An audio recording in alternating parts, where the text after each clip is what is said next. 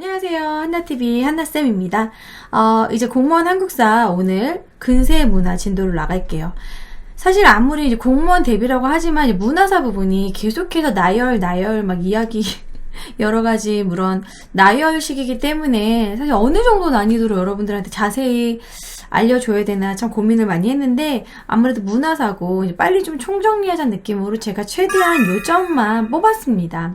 그래서 여러분들이 제 거를 기준으로 공부하시고 좀 더 추가적으로는 여러분들이 가지고 있는 교재를 한 번 더 읽어보시고 사료 중심으로 한번 읽어봐 주시고 깊이 있게 따로 좀 공부를 하셔야 된다고 생각을 해요. 그치만 문화사를 엄청나게 깊이 있게 공부하시는 분들은 많지 않을 거라 생각합니다. 어쨌든 정치, 경제, 사회 부분에서 그 문제가 많이 나오고요. 문화사는 그렇게까지 출제가 되지 않는 부분이긴 해요. 하지만 이제 한 번 더 본인들의 교재를 살펴보시면서 공부하시면 좋겠다. 뭐 그런 얘기를 하고 싶은 거고요. 자, 근세의 문화 진도 나가보도록 하겠습니다. 근세의 문화 하면 이제 조선 초기를 얘기하죠. 근세의 문화. 조선이에요, 조선. 이제 고려가 망하고 조선이 세워졌어요. 조선이 처음 세워지고 나서는 우리가 조선 하면은 좀 안 좋은 이미지를 가지고 있어요. 요즘 학생들은 여기다가 조선 앞에 이 단어를 쓰죠. 헬조선. 조선시대 때문에 우리나라가 다 망했다. 뭐 고려 때까지는 좋았는데 고구려는 진취적이고 고려 때는 막 평등하고 막 개방적인 그런 게 있었는데 조선시대는 뭐 헬조선, 씹선비 막 이러면서 막 보수적이고 그렇게 얘기를 하는데 조선 초기까지는 그렇게까지 많이 보수적이진 않았어요. 그래서 조선 초기까지만 하더라도 어느 정도 실용적인 학문이 발달했다라는 겁니다. 문화도 실용적인 민족 문화가 발달했어요.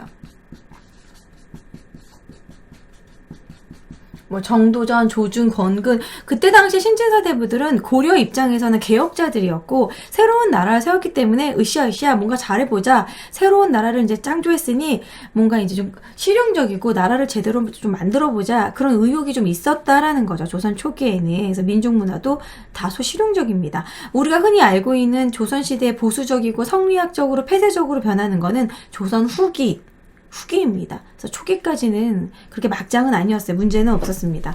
자, 그리고 조선 초기 때 가장 하이라이트. 우리가 이제 근세 문화하면은 반드시 꼭 알고 가야 되는 거. 가장 중요한 거. 문화의 기본이 되는 거. 여러분들이 지금 치고 있는 키보드. 한글이죠. 한글을 창제했기 때문에 우리나라가 IT 강국이 된 겁니다. 이렇게 뭐 같은 논문이나 이런 걸 막 칠 때요. 가장 빨리 치는 게 어느 나라인 줄 알아요? 우리나라가 워드도 되게 빠르대요.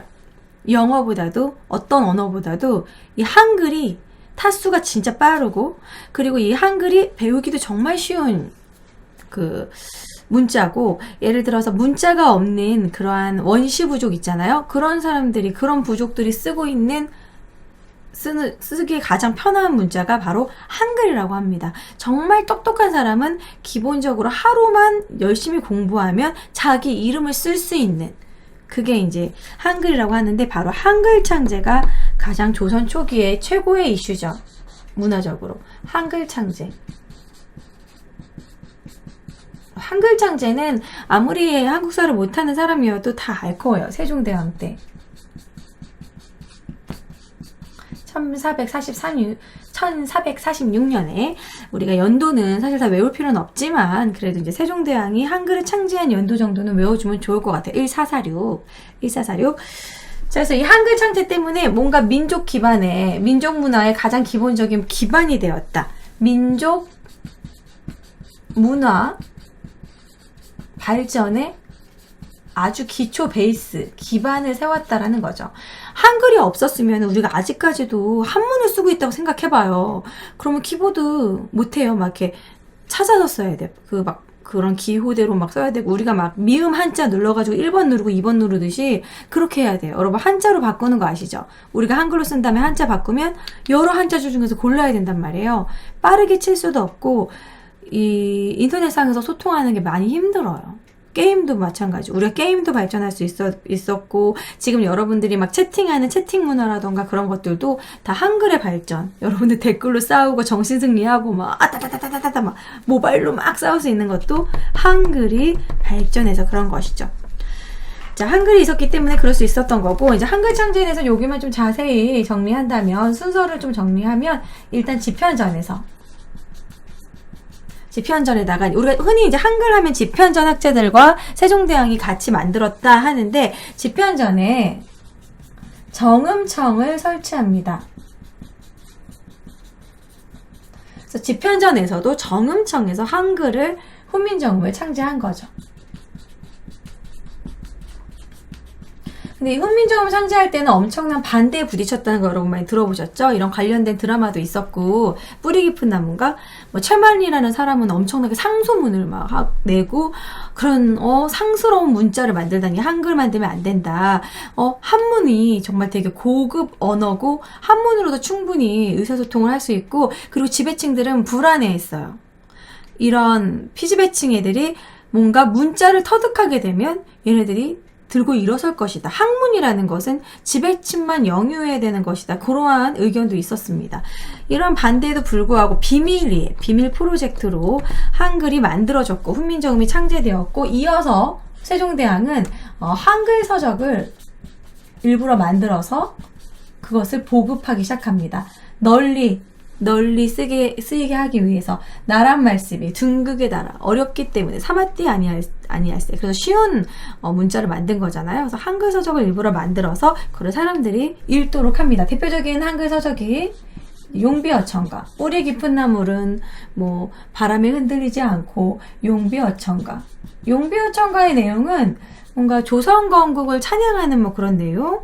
이런 조선 왕조의 위협이라던가 그런 조선 왕실의 뭐 이런 조상들의 그런 뭐 대단함을 뭐 이렇게 찬양하는 뭐 그런 내용입니다. 용비어천가, 뭐 우리 왕들이 선대 왕들 잘났다 뭐 이런 내용이에요. 그리고 이제 한글서적으로 월인 청강지곡을 짓습니다. 월인 청강지곡. 자, 월인 청강지곡 같은 경우에는 부처님과 관련된 내용이에요. 부처님의 덕에 대한 그런 내용을 한글서적으로 씁니다. 그래서 이제 일반 민중들도 이걸 읽도록 하고 한글서적을 일단 먼저 보급을 시키고, 하지만 그러더라도 조선 중기까지는 한글은 양반들은 잘 쓰지 않았어요. 이게 보급이 오히려 누구한테 됐냐면 일반 평민들이나 중인 그리고 여성들에게 한글이 보급이 많이 됐지, 끝까지 양반들은 끝까지 한문을 고수했습니다. 이것은 우리나라의 근대에도 계속 이어지기 때문에 근현대, 제가 아주 어렸을 때만 하더라도 80년대 90년대만 하더라도요, 신문에 한문이 섞여 있었습니다. 지금은 신문이 나오면 순 한글이지만 예전에는 꼭 어려운 단어들 한문 꼭 들어가 있었어요. 잘난 척이죠. 지식인의 잘난 척. 이 정도는 기본적으로 아는 거 아님? 이런 식으로. 정말 기억하실 거예요. 여러분 어렸을 때 신문에 한문이 섞여 있었다는 거. 뭐 분노의 표출 이런 거 꼭 한문으로 써놓고 굳이 한문으로 안 써도 되는 거, 그런 거 있었어요. 자, 그리고 이제 한글을 더 보급하기 위해서 행정실무에 그런 걸 기록을 할 때 한글로 기록하게 시킵니다. 행정실무에 이용했다. 그런 서리들한테, 중앙 서리들한테 너희들 그런 문서 같은 거 기록할 때 한글로 써라 이런 식으로 시켰어요. 서리들이 행정실무를 할 때. 그래서 이제 서리들을 뽑을 때도, 이 행정실무 한 사람 뽑을 때도 한글로 채용 시험을 보기도 하고, 일단 우리나라는 시험을 봐야지 사람들이 공부를 하잖아요. 한글 채용 시험도 보고 이런 실제 업무를 한글로 기록하게 했죠. 하지만 또 실제로 서리들도 막 이렇게 어디다 상소를 내거나 할 때는 여전히 한문을 쓰기도 했지만 행정실무에 적극적으로 이용하게 했다. 그래서 한글 창제가 조선 초기 문화의 가장 핵심, 가장 중요한 센세이션을 일으켰던 최고의 발명이죠. 자, 그 다음에 이제 이런 교육기관으로 넘어가도록 할게요. 여기서는 한글만 좀 봐주시면 되고, 만약에 시험 출제가 되더라도 한글에서 나오겠죠. 그 다음에 교육기관. 교육기관은 사실 우리가 정치사 할 때 이미 다 배운 내용입니다. 그래서 지금 한번 심플하게 정리한다라고 생각하시면 될 것 같아요. 이미 배운 거고 중복이에요. 이제 관립교육기관, 뭐 흔히 공립이라고도 하는데 국가에서 세운 거, 그리고 개인이 세운 거 사립, 관아에서 세웠다. 관립, 사립 이렇게 나누면 돼요. 요즘으로 치면은 이제 국가, 공립, 사립 이렇게 생각하시면 될 것 같고, 관립교육기관은 어떤 게 있냐면 중앙에는 사학이 있었어요. 사학. 동서남중 이래가지고 사학이 있었고, 지방에는 향교가 있었습니다. 중등교육기관이에요. 여기를 나온 다음에 과거 시험을 봐요. 과거 시험을 보는데 과거 시험에서 급제를 해야지만 성균관에 갈 수 있는 기회를 줬습니다. 그것을 이제 생원 진사가 된다고 하는데, 생원 진사시라고 하는데, 그래서 여기서 멈추는 사람도 있어요. 과거에 붙는 것만으로 대단하기 때문에 여기서 더 이상 뭐 성균관에 가지 않고 거기까지만 과거 급제하고 요걸 명의로 사는 거야. 그래서 허생원, 최진사 여기서 끝낸 거야. 그리고 나서 그래도 나는 더 열심히 공부를 하겠다. 성균관에 가서 공부하는 게 내 꿈이다. 그때 당시에 대학이니까 성균관에 갈 수도 있는 거죠. 성균관 입학 자격이 주어집니다.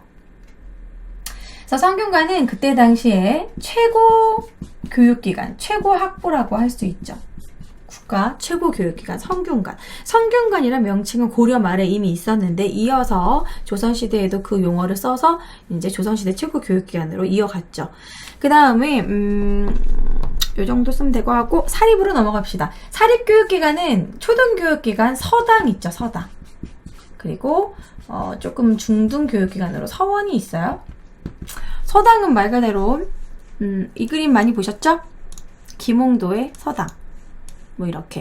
서당은 사실 초창기에는 주로 양반들만 입학을 했지만 중인들, 나중에는 평민들의 자제들까지 입학을 했습니다. 보시면은 여기 봤을 때 이렇게 갓을 쓰고 약간 양반 같은 애도 있고, 좀 옷도 깔끔하게 입은 애들도 있는 반면 머리는 더벅머리고 막 약간 좀 가난해 보이는 아이들도 있습니다. 이렇게 다양한 아이들이 서당에서 훈장님한테 하늘천 따지 천자문부터 시작해가지고 뭐 동문선습, 뭐 소학, 뭐 이런 것들 어렸을 때 공부하는 것들을 여기서 배우고, 스승한테 혼나기도 하면서 공부를 하죠. 여기서 막 서당에서 책거리 같은 것도 하고 훈장님한테. 자, 그래서 서당은 그때 당시에 뭐 초등교육 기관이다. 초등교육을 담당했다. 서당은 누구든지 다 할 거예요. 기본적으로 초등교육을 담당했고, 양반뿐만 아니라 평민의 자제들도 다닐 수 있었다. 천자문은 기본적으로 떼야지만 생활이 가능하다 해가지고 우리나라는 이때부터 이제 자식 교육기관, 교육열은 이때부터 강했죠. 그 다음에 서원으로 넘어가서, 서원은 뭐 주세붕의 백운동 서원이 시초고요.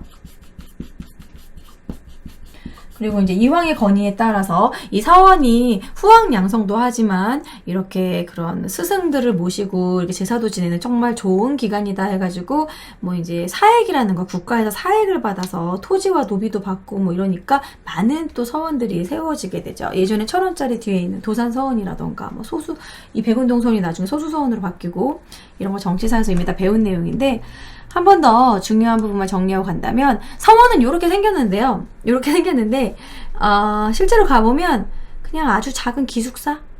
방도 되게 작아요. 옛날 사람들은 되게 조그맣기 때문에. 입구에서부터 보면은 앞쪽에 문성공묘가 있습니다. 문성공묘.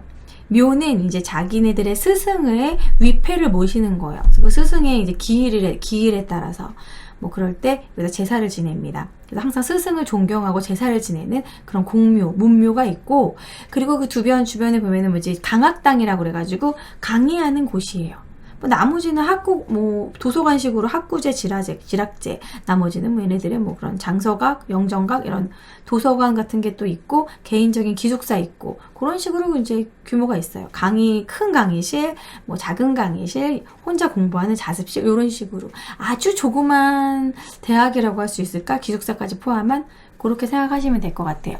그런데 조선 후기부터는 서원에서 훨씬 더 과거급제자를 많이 냈기 때문에 이제 이런 이런 사학이라던가 향교를 강화하는 노력을 나중에 하죠. 이건 조선 초기까지 내용이기 때문에 이 정도까지만 하고 넘어가도록 하겠습니다. 그래서 서원은 제사의 기능과 선현의 제사의 기능과 교육 기능을 동시에 가지고 있다. 이게 중요하죠. 그 다음에 이제 마지막 역사서만 정리하면 될 것 같아요. 쭉. 원래 이제 뭔가 새로운 나라를 세우고 나면 역사를 쓰는데 집중을 합니다. 왜냐면 조선이란 나라는 고려를 배신하고 사실 역성혁명을 일으킨 거잖아요. 고려는 원래 성씨가 뭡니까? 태조 왕건, 왕씨잖아요. 왕씨에서 이씨로 성을 바꾸고 쿠데타죠. 말 그대로 쿠데타. 여러분 아시다시피 이성계가 위화도 회군으로 최영진군이 저기 요동 정벌해 하는데 위화도를 갔다가 샥 돌아가지고 오히려 개경을 치잖아요.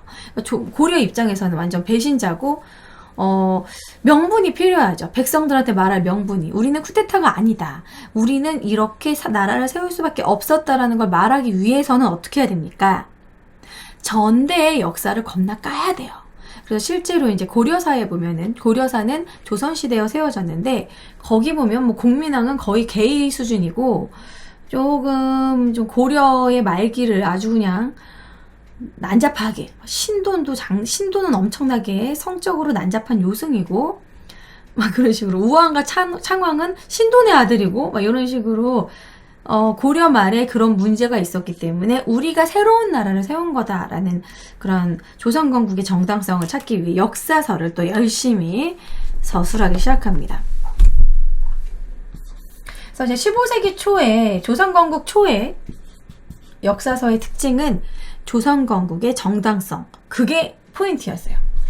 역성혁명의 명분, 정당화. 그러기 위해서는 이제 역사를. 그러면은 뭐 이렇게 말할 수도 있겠죠. 그럼 고려사는 거짓말인가요? 이거 너무 조선시대에 너무 고려 깐 거 아니냐? 그 부분을 약간 가담하고 해석해야 된다. 감안하고 해석해야 된다. 그래서 국민왕이 정말 개인지 아닌지는 자제위에 대한 부분은 우리가 얘기가 참 많죠. 그래서 더 재밌는 거고. 하지만 일단 원래 여기 쓰여있는 역사를 받아들이되 또 다르게 또 해석을 하고 여러 가지 증거 자료를 찾아보면서 우리가 생각해 보아야 되지 않을까. 자, 역성혁명을 정당화하기 위해서 지금 말한 것처럼 고려사에 대한 정리가 들어갑니다. 그래서 처음에 이제 고려사에 대해서 쓴 것이 이제 고려국사. 역시 정도전이 지었죠. 자, 정도전이 지은 것부터 뭔가 이제 고려를 엄청나게 디스할 것 같은 느낌이 납니다. 정도전. 정도전이 이제 편연체로 저술을 하고 그 다음에 또 권군도 글을 씁니다. 권군도 동국사략. 그래서 이 초창기에 원래 여러분들 알고 있는 그런 신진사대부 있죠? 급진파 신진사대부들이 이렇게 조선 건국하고 나서 이런 역성혁명의 정당화를 하기 위해서 그 전에 역사를 정리를 하기 시작해요. 그래서 그것이 고려국사와 동국사략이다. 자, 그 다음에 자 15세기 중반으로 넘어가요. 자, 15세기 중반으로 넘어오면은 그래도 좀 이제 성리학적 사관으로 객관적으로 보려고 노력은 합니다. 성리학적 사관. 그래서 어느 정도 좀 조선의 이런 자주적으로 뭔가 우리 역사를 이렇게 해석하려는 그런 움직임이 나오긴 하는데 그래도 여전히 여기 고려사에서는 고려를 엄청나게 까고 있어요. 그래서 고려사에는 정인지가 사건을 중심으로 서술하게 되고요. 그 다음에 고려사전료도 아마 들어보셨을 거예요. 고려사전료. 는 김종서가 그렇고 그리고 서거정이 지은 두 개.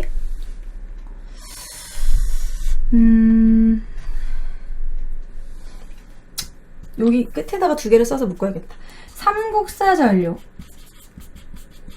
삼국사 시기를 정리한 삼국사전료와 동국통감.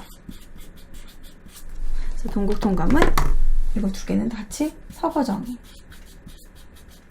그래서 저는 요거를 다 외워라 라고 할 수는 없을 것 같지만 특징이라도 정도전의 고려국사는 좀 중요하죠. 그리고 고려사랑 고려사전료는 되게 많은 문헌자료로 잘 나오거든요. 정인지, 김종서. 이건 좀 중요합니다. 나머지는 한번 읽어보시고요.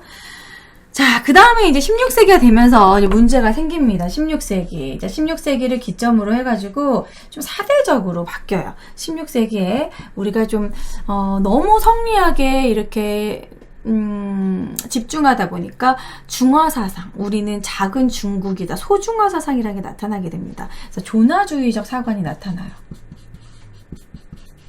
조나주의적 사관. 사대주의적이라고 생각하시면 됩니다.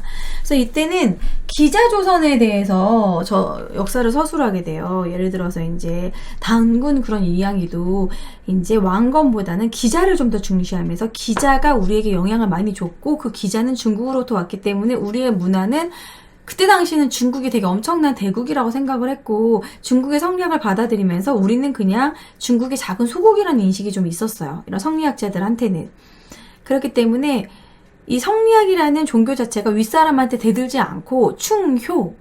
그래서 우리는 중국에 충을 바쳐야 되는 나라로 인식을 했기 때문에 기자 자체가 중국에서 온 기자가 우리나라에 얼마나 많은 영향을 끼쳤고 우리는 작은 중국이다. 소중화 사상. 그것 자체를 되게 자랑스럽게 생각했어요. 이 사람들, 성리학자들은. 말도 안 되는 생각이지만 어쨌든. 그래서 그 동국사략. 또 다 누가 지었는지 썼기 때문에 쓸게요. 박상의 동국사략. 이이가 지은 게 더 중요합니다. 이이가 또 엄청난 성리학자죠. 기자실기. 율곡 이이의 기자실기. 그래서 이런 식으로 이때 당시에 그 유명한 5,000원짜리도 나오는 이이도 기자조선을 중요시하는 기자실기를 썼을 정도로 이때 성리학자들의 그런 역사에 대한 인식이 좀 다소 사대적이었다. 16세기에 사대적으로 바뀌었다. 이런 흐름이 좀 중요합니다. 그리고 역사서 중에 가장 중요한 건 역시 여기 별표 바로 조선왕조실록이죠. 이거는 뭐 유네스코 문화재로도 지정이 된 조선왕조실록. 우리가 수많은 사극을 되게 구체적으로 재현할 수 있고 그리고 뭐 장희빈이 어떻게 했고 그때 당시에 뭐 천재지변이 어떻게 일어나고 정말 구체적으로 왕이 어떤 걸로 아팠고 왕이 오는 화장실을 몇 번을 갔고 왕이 그날 아침에 무슨 말을 했으면 일거수일투족을 다 기록한 승정원 일기부터 해가지고 그때 당시에 모든 사초를 다 모아서 만든 조선왕조실록이 있었기 때문에 우리가 조선이라는 나라를 조금 더 구체적으로 공부할 수 있는 것이고 그때 그 역사를 지은 그 사관은 정말 대단했다고 해요. 다 적었고, 그리고 그 쓴 거를 왕한테 절대 열람하지 않아. 그럼 왕이, 야, 나 이때 저기 변비 걸린 거 좀 창피한데 빼줘. 아, 뭐야, 나 이런 것도 썼냐? 막 이러면서 지우라고 할 수도 있잖아요. 절대 왕에게 열람하지 않고, 왕이 죽은 이후에 역사 쓰여집니다. 그 사초들을 싹 모아서. 왕이 살아있을 때 역사를 쓰면 너무 미화되잖아요. 그래서 그런 부분에 대해서 참 대단하다. 그래서 이제 조선왕조실록 정말 중요하죠. 조선왕조실록. 제가 나중에 꼭 책을 내게 된다면 이 조선왕조실록을 한번 정리해서 좀 알기 쉽게 풀어가지고 한번 쓰고 싶은 생각이 있을 정도로 정말 대단한 기록이에요. 조선왕조실록에는 UFO가 나타났다는 기록도 있을 정도로 매우 구체적이고 요즘 최근에 이슈가 되고 있는 지진에 대한 기록도 조선왕조실록에 아주 많이 나와 있습니다. 그래서 그럼 그때 당시 천재지변이나 구체적인 내용이 다 쓰여 있다라는 거. 조선왕조실록은 어디서 기록을 주로 중심으로 하냐면 춘추관을 중심으로 기록을 하죠. 중심으로 각 왕대의 그런 역사를 기록한다. 구체적인 모든 역사를 기록한다. 그래서 조선왕조실록에 대해서는 뭐 할 얘기가 정말 많죠. 의궤에 관한 이야기도 있고 이런 사고라고 해가지고 이런 실록을 조선왕조실록이 워낙 많잖아요. 이 역사서를 보관을 하고 있었는데 많이 소실이 됐었어요. 근데 그 중에 이제 오대산 의궤는 나중에 일본으로부터 우리가 다시 반환을 해왔죠. 뭐 그런 부분, 의궤 이야기를 뭐 하려면 되게 많으니까 심플하게 조선왕조실록이 제일 중요하다. 시기는 태조부터 철종 때까지 기록이 조선왕조실록에 남아 있습니다. 근세문화 초창기 부분, 한글 창제가 정말 중요하고요. 한글 창제 부분은 뭐 당연히 문제 출제가 되어도 당연히 나올 수 있는 너무 중요한 부분이기 때문에 이런 한글 창제에 대한 부분 다시 한번 정리해 주시고 용비어천가, 월인천강지고 이런 게 사료로 직접 나올 수도 있습니다. 특히 용비어천가는 수능 때 많이 공부하셨죠? 뿌리 깊은 나무는 그런 거. 그리고 이제 교육기관은 사향교, 이건 중등교육기관. 그리고 이제 성균관, 이제 고등교육기관, 최고교육기관이라고 할 수 있죠. 고등보다는 최고교육기관. 서당은 초등교육기관이라는 거. 사원은 이제 중등교육기관에 들어가겠죠. 그래서 성균관에 가지 않고 서원에서 성균관 수준까지 공부하기도 했어요. 후기에는. 서원은 제사와 교육기관을 가지고 있다. 그 다음에 역사서는 이 역사서의 흐름이 중요합니다. 15세기 쪽까지는 자기네들의 정당화를 위한 역사서를 만들었고, 좀 더 좀 자주적으로 이제 쓰려고 했으나, 16세기서부터 확 바뀌었다. 성리학적으로 존화주의적인 사관으로 소중화 사상, 우리는 작은 중국이다. 이런 식으로 기자를 중요시하는 기자실기가 대표적인 그런 역사서라고 할 수 있겠죠? 그리고 가장 중요한 우리나라의 문화재는 조선왕조실록이다.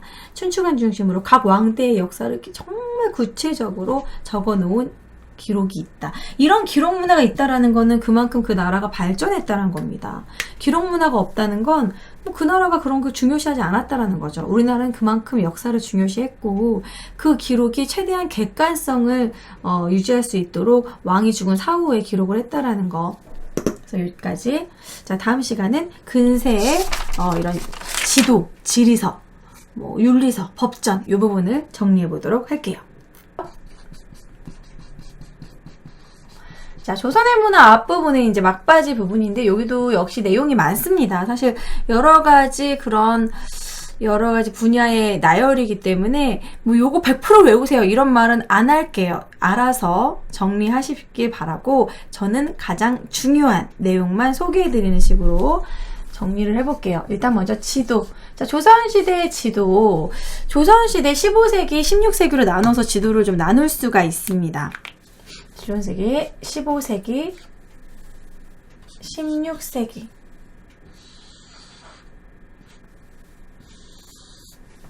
조선 전기, 중기라고 하죠. 16세기는 후기까지는 아니고 중기라고 생각하시면 됩니다. 자, 그러면 노랑이로 써보자. 자, 15세기 지도 중에서 지금 현존하는 지도 중에 동양 최고, 가장 오래된 세계 지도, 엄청난 지도가 있죠. 15세기. 우리를 참 힘들게 하는 혼일강리 역대 국도 지도.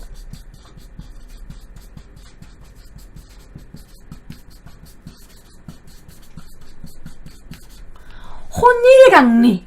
혼일강리. 동양 최고, 동양에서 제일 크다. 혼자 커. 1등이야. 강해. 그래서 역대 최고야. 이런 식으로 어떻게든지 외우십시오. 혼일강리 역대 국도지도. 동양 최고. 동양에서 현존하는, 어떻게 정리했을까? 동양 최고의, 현존하는 동양 최고의, 최고가 아니라 아시죠? 옛고. 최고의 세계지도다. 중요한 건 요건 또 심지어 세계지도예요. 그래서 이때 15세기만 하더라도 약간의 중화사상 영향을 받는데 어떻게 생겼냐면 보여드릴게요. 오늘 이 지도도 대단한 지도라고 생각합니다. 조선 초기에 세계를 이런 식으로 인식했다라는 것이 참 대단하죠. 보시면 코리아, 일단 우리나라도 적당히 크게 그렸습니다. 중국 다음으로 우리가 커요. 그래서 중화사상이 있지만 그 다음에는 우리나라다. 이런 식으로 2인자로 그렸고요. 가운데 차이나 부분, 중국 겁나 크게 그렸죠. 실제로 좀 크긴 하지만 더 크게 그렸습니다. 여기 보시면 이제 동남아, 인도, 스리랑카까지 그렸고요. 일본 우리나라 밑에 덩어리로 그냥 재팬 그려줬고, 일본 작게 그린 거 보소. 자, 봐봐요. 우리나라 엄청 크게 그리고. 그 다음에 이제 보시면 여기 유럽까지 그렸다는 거. 저 끝쪽 여기. 자, 요쪽 보시면 유럽이 있죠. 유럽과 아프리카까지 그렸다는 겁니다. 그럼 이 지도에서 없는 대륙은 어딜까요? 미국 없죠. 신대륙만 빠지고, 오스트레일리아 빠지고, 그리고 나머지 이제 중국에 붙어있는 대륙은 다 그렸다는 거죠. 아프리카와 유럽까지 일대 인지하고 있었구나. 그래서 그래도 어떻게 보면은 다소 많은 대륙이 그려져 있는 다소 과학적인 지도 아니냐. 그래서 대단하다. 그래서 혼일강리 역대 국도 지도, 남아있는 지도 중에서 가장 오래된 동양 최고입니다. 서양까지는 아니고 동양 최고의 세계 지도다. 신대륙은 없지만 그래도 세계 지도라고 쳐줄 수 있죠. 혼일강리 역대 국도 지도. 그 다음에 이제 15세기 지도 중에서 이제 세조 때 동국 지도를 그립니다. 이 동국 지도가 나중에 영조 때 또 동국 지도가 나와요. 그래서 그거 아주 많이 헷갈려 하시긴 하는데 세조 때도 동국 지도가 있다라는 거. 이건 양성지가 그린 지도인데 동국지도. 그래서 동국지도는 최초의 실측지도예요. 실측지도. 처음으로 실제로 이렇게 재가지고 축척의 개념은 아직 없지만 실제로 재서 어느 정도 그런 반영을 해서 만들었다라는 거예요. 되게 과학적이지 않지만 어쨌든 실측을 했다. 이때 실측을 할 때 규형과 인지를 사용해서 어쨌든 지도를 실측해서 재려는 노력이 있었다라는 거. 나중에 영조 때의 동국지도는 바로 김정호의 스승인 정상기죠. 그건 나중입니다. 그래서 명칭만 같다는 것만 좀 아시면 좋을 것 같고, 이거는 혼일강리 역대 국도지도는 태종 때 지어집니다. 이거는 근데 중국하고 콜라보해서 같이 만든 거예요. 이회와 이모 이런 사람들 같이 중국 사람이랑 같이 만들어진 거고, 그 다음에 16세기로 넘어가면은 이제 조선 방역지도가 있습니다. 조선 방역지도. 우리가 흔히 대동여지도만 알고 있지만 조선 방역지도는 이제 혼인강리 역대 국도지도에서 우리나라 지도를 좀 더 확대한 거예요. 어쨌든 유일하게 현존하는 원본이라는 거. 필사본 이런 게 아니라 인쇄물 이런 게 원본 지도다. 원본 지도가 조선 방역 지도가 남아 있다. 자, 그 정도 써놓으면 될 것 같고, 네. 그 다음에 지리지로 넘어갑시다. 아이고.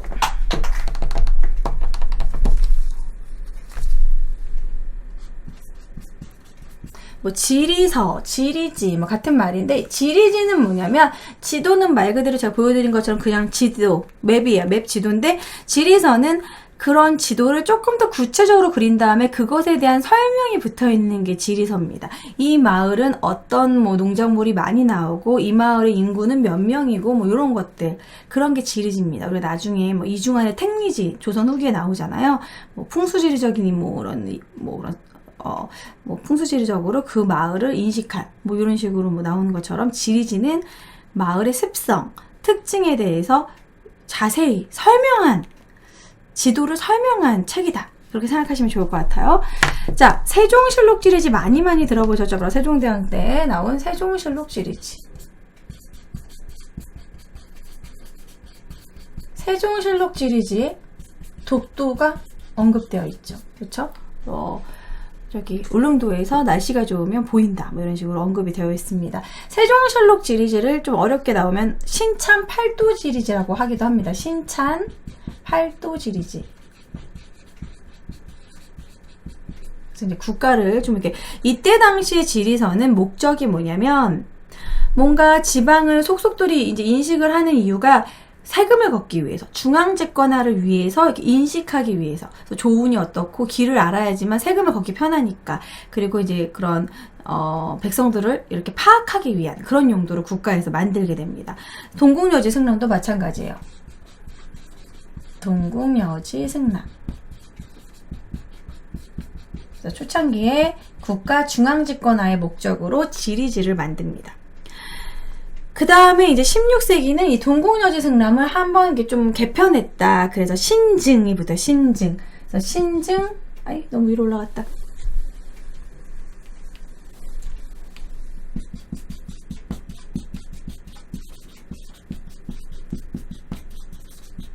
나중에 이제 후기에 이중환의 택리지가 나오고, 그것은 중앙집권화보다는 정말 국토의 실태를 실제로 파악하기 위한 사실적이고 실학 정신이 있는 그런 지리서다. 이거는 좀 다음 근대 태동기 부분에 나올 거예요.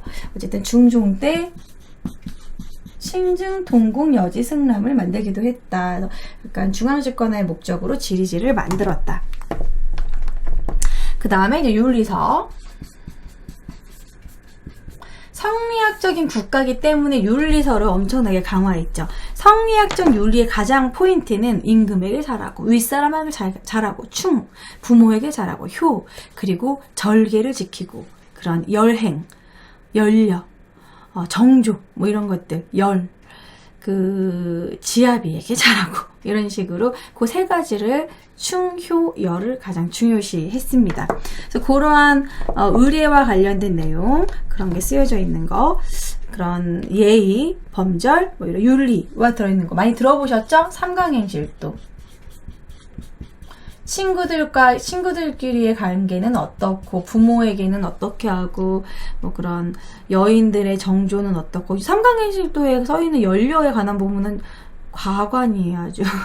남자한테 이제 손을 잡혔다고 손을 잘라버리고, 이제 임진왜란 때 외적이 쫓아오면은 낭떠러지에 그냥 자기 몸을 던지고, 그런 열행을 해야 된다. 남편을 살리기 위해서 손에 약재를 깨물어서 피를 먹이고, 자신도 따라 죽어야지만 연료가 되는 삼강행실도 연료편에 그런 식으로 그림이 그려 있습니다. 자, 그리고 이제 효행로. 효나 이런 삼강행실도 이런 윤리를 특히 중요시했다라는 거. 삼강행실도 뭐 오륜도. 그래서 우리가 이것을 합쳐서 삼강오륜도라고 하기도 해요. 삼강행실도, 오륜도, 효행로 이런 거. 그래서 삼강행실도 효행로는 세종 때 지어졌고 오륜은 세조 때 지어졌습니다. 그래서 이렇게 좀 국가에서 통치하기 위한 규범서. 사람들을 약간 어떻게 보면 세뇌라고 할 수 있겠죠. 성리학적 국가이기 때문에 충, 윗사람을 공경해라. 그러면은 임금도 공경하겠죠. 나라를 다스리기 좀 더 유리해질 수도 있겠지. 효도하고, 공경하고, 이게 좀, 그런, 밑에서 쿠데타 일으키지 못하게 하는, 그렇게 어떻게 보면 성리학을 자신의 정치적으로 이용한 거라고도 할 수 있을 것 같아요. 그 다음에 윤리서가 이제 16세기에는 어떤 식으로 또 나오냐면, 이것도 별 다를 거 없어요. 여기서 조금 더 업그레이드해서 만든 것 뿐인데, 실제로 어떻게 행동을 해야 되느냐. 일륜행실도, 일륜행실도는 그냥 일반 그런 벗과의 관계, 어른들의 그런 행실이고요. 어린아이들의 행동, 동몽수지. 어머니 나를 낳으시고, 아버지 나를 낳으시고, 어머니 나를 길렀으니, 막 이렇게 써 있어요. 아버지가 날 낳았대. 씨를 줬으니까. 이런 어린아이가 부모에게 해야 되는 어린아이의 그러한 행실에 관한 거 동몽수지에 쓰여 있습니다. 아이 동자거든요. 그래서 이런 식으로 구체적인 윤리서가 많이 지어졌다라는 거. 국가의 통치적인 그러한 목적으로, 통치에 유리한 목적으로 만들어졌다. 더욱더 통치에 이제 유리해지려면 이제 법전을 만들어야겠죠? 그 전에 이제 의례서 안 쓰긴 또 아까우니까 그냥 쓸게요. 의례서는 국가에 관련된 의례, 국가에서 무슨 제사를 지낸다던가 국가적인 공공행사에 관한 의례에 대한 내용을 정리한 겁니다. 그래서 그냥 간단히 써놓을게요. 의례서는 외울 필요가 없는 게 다 뒤에 의례가 붙어요. 그래서 이제 뭐 올해 뭐 국조 올해 이런 식으로 올해에는 역시 세종, 다 세종, 거의 세종 성종이에요. 그리고 성종. 성종 때는 국조례를 정리한 다음에 특히 법전을 정리를 제대로 했죠. 마지막에 법전. 법전 만드는 게 이제 국가의 통치 규범의 마무리죠.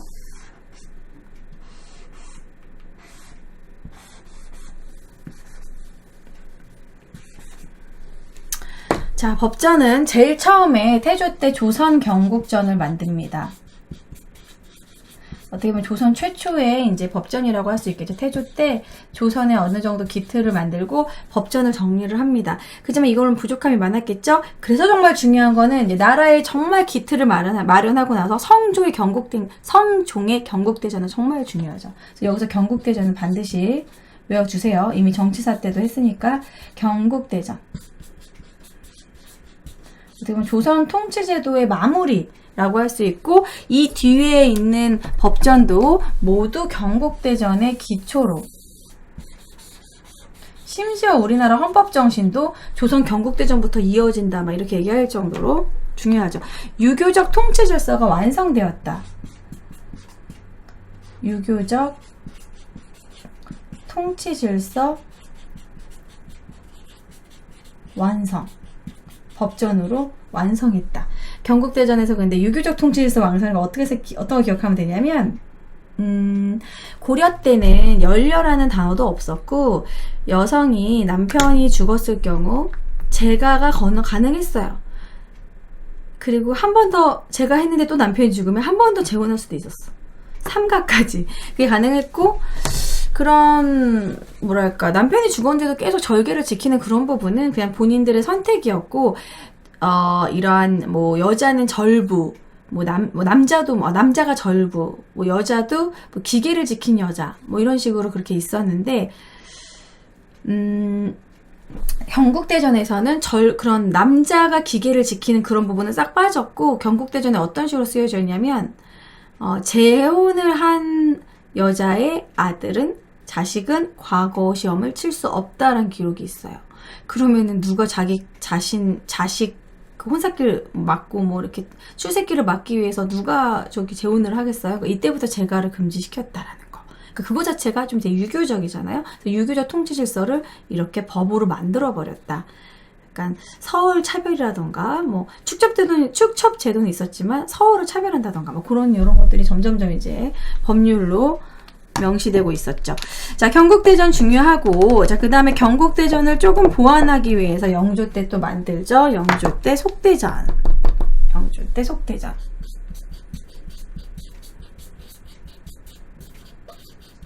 들어보셨을 거예요. 영조 때 속대전으로 경국대전을 좀 보완했다. 그리고 나서 이제 정조 때, 요거 대전회통, 대전통편 많이 헷갈려 하는데, 정조는 내 옛날 어떻게 외웠더라? 정조는 내 편? 이렇게 외우는 대전 통편. 통편집으로 외우시던가. 정조는 빨리 죽어서 통편집? 이렇게. 원래 저도 이렇게 말도 안 되는 걸 많이 외웠었는데, 정조는 어쨌든 대전 통편입니다. 통편집으로 외우셔도 되고, 어쨌든 대전 통편. 정조. 두 개 헷갈리시면 안 돼요. 그 다음에 이제 대전 회통. 이거를 학생들이 예전에 제가 학원에서 강의했을 때, 제발 이거 헷갈리지 않게 외울 수 있게 선생님 스토리를 짜주세요. 이래가지고, 뭐 짧게 오는데 뭘 짜지? 그랬다가, 고종이 회를 되게 좋아하는데, 대전에서는 회가 통으로 나와가지고, 이런 식의 말도 안 되는 병맛으로 외우게 했었는데, 어쨌든, 대전에 회가 통으로 나온다. 고종 때 대전 회통입니다. 대전 회통. 너무 잘 외워지죠? 대전에 회가 통으로 나온다. 병맛 암기법. 자, 어쨌든 이 순서 중요합니다. 조선 경국전에서 경국대전부터 속대전, 대전통편, 대전회통 요 4개는 사실 되게 조선 후기인데도 불구하고 이 라인이 시험에 잘 나오기 때문에 그냥 지금 적어봤어요. 사실 이 시기적으로 16세기에는 들어가지 않습니다. 16세기까지만 쓰려면은 성종까지만 써야 되는데 뒤에도 다 쓴 거예요. 아주 후기까지. 그래서 요거는 순서대로 시험에 충분히 나올 수 있기 때문에 이거는 이 법전 부분은 암기해 주셔야 될 것 같아요. 의례서는 리에 들어가니까 누군지 누가 봐도 의례서인 줄 알고 패스. 윤리서는 뭔가 성리학적인 그런 윤리를 강조했구나 이렇게 좀 이해하시면 될 것 같고, 지도랑 지리지 정도. 혼인금이 역대국도 지도는 사료 문제로 나올 수도 있겠죠. 오늘 중요하니까. 사실 근데 양성제 동국지도보단 정상계 동국지도가 훨씬 더 시험에 많이 나오긴 합니다. 김정우의 대동여지도에 영향을 줬기 때문에. 조선 방역지도도 사실 이렇게 지도 문제 나오지 않아요. 혼인금 역대국도 지도가 제일 좀 중요하지 않나. 그 다음에 이제 지리지는 세종실록 지리지, 동국여지 승남 되게 많은 사료로 되게 많이 나오잖아요. 그래서 얘네 둘은 좀 알아두시면 좋을 것 같아요. 세종실록 지리지, 동국여지 승남. 그래서 이렇게 전반적으로 여기는 워낙 나열식으로 많은 내용이 들어가 있으니까 한번 정리해 주시고 법전은 순서 좀 암기해 주시고 그렇게 공부하시면 좋을 것 같네요. 자, 다음 시간에는 조선의 성리학 그리고 그 관련된 과학기술 정도까지 진도 쭉쭉 뺄 수 있을 것 같아요. 자, 다음 시간에 찾아뵙도록 하겠습니다.